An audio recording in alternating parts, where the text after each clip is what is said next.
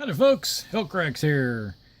Well, I just showing you off the Battletech stuff that I've been working on. We have almost a complete company of Battlemechs with support vehicles that are ready to be added to the 331st Battlemech Mercenary Company. And just to show these off again, what we have here is a Thug with your 80 tonner. Does a heck of a job. One of my most favorite mechs in the game from the Star League. We got a Battlemaster, another workhorse assault vehicle. We have a new style Warhammer. I like the old style, but you know, this works. It's what you can get now, easy, pretty cheap for about 10 bucks. That's the Warhammer. Tried and true Victor. Who doesn't love going to war with an AC 10 or 20, I mean, or a Gauss rifle, depending on what era. These guys are the work. Another 80 tonner. Then we got an Orion.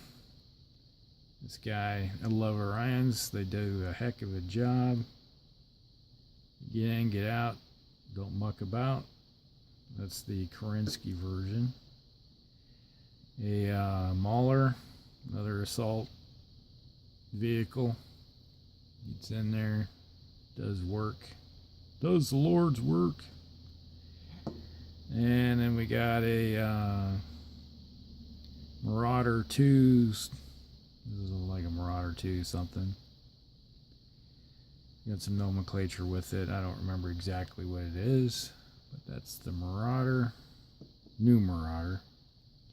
Old Star League style crab. Like these guys. Gives me like 2 or 3 now. Put in the army. This is a Quasimodo. It's a replacement for the Hunchback. And basically this thing here, we're using it as a Hunchback, but it's been modified. This version has nothing but lasers. So you get rid of the AC 20 and is replaced by lasers and a whole bunch of heat sinks. So it doesn't cook. But it has a lot, does actually more damage with those lasers than it does with that AC 20. And one of my favorite all-time light mechs, Wolfhound here. These are just well-rounded, nice little 35 tonner. And another Star League mech. This is your Black Knight. Gets the job done. Alright, so that's basically a company we add in. I haven't finished this one out. This is the Highlander, so you got another assault mech. Then we have finished, as soon as I finish the camo scheme on this guy, then we'll have that. So that adds up to basically 13. So you'll have complete company with a force commander. I think this is supposed to be the force commander, so you end up a couple of assault. This is a pretty heavy company when you look at it, with all the assault and heavy mechs in there with a few scouts.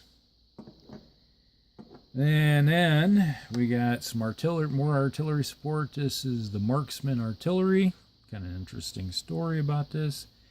When I bought this blister, I thought there was 2 of them in there because the picture showed it was supposed to have 2, and then it only came with 1. So I contacted Spartan Game, not Spartan Games. They're out of business. Well, I got them on my head, but Iron Wind Metals and Miniatures, and then they said, oh, they don't make those anymore with 2. They only come with 1. So whoever sold it to me is selling it with the old picture. So, but you got like a artillery piece. See across the board, lay down the Lord's work. Now, kind of a thing interesting is, like, we got the Savannah Swarm right here. You got, I've showed you these before. These are the little Savannah Masters, a little 5-ton hovercraft. I don't know if you can see those guys. They're so small and dinky. One little guy goes in there, pilots it, a little fusion engine with a medium laser. All right.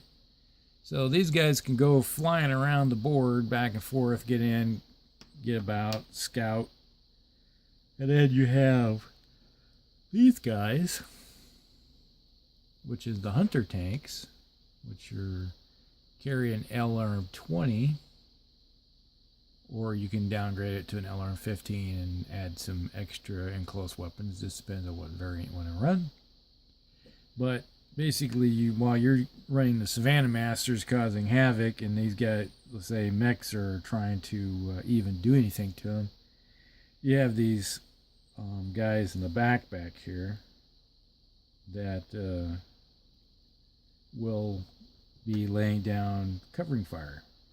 So you have a bunch of these laying down behind cover, doing indirect fire with LRM-20s. And I can guarantee you, there's been a lot of times when you're doing something like this, because this is not the only ones I have, and these are not the only ones I have. I got another 6 of these, and I got another 6 of these. And let me tell you, that does a heck of a job laying down some massive fire and tearing things up. And then when these guys run out of ammo, they just turn about, off the board. Or if someone tries to threaten them, they just turn around, go off the board. Their whole job is to lay down support fire, and then when they're empty or threatened, get them out of there.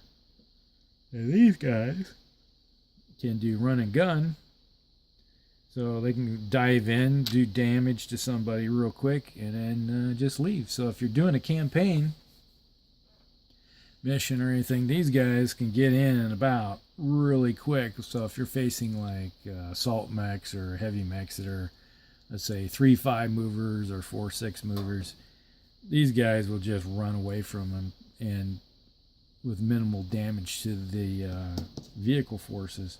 So in all reality, a vehicle force, if you play it right, which I have many times, can just decimate mech armies if you have the right equipment. Now, if you're facing, like, say, scouts or light medium mechs that are pretty fast, then it goes in a different way. But you just have to, it's the old rock, paper, scissors type of thing. You put your assets where they best do the job. So, there you go. This is the 331st Battlemech Mercenary Company, which heralds from, let's just say, these guys. If you can see that, the 331st Minnesota Battlemech Division. These are the offshoots of them, who happen to later become Clan Wolverine or the Minnesota Tribe, which ended up becoming part of Comstar.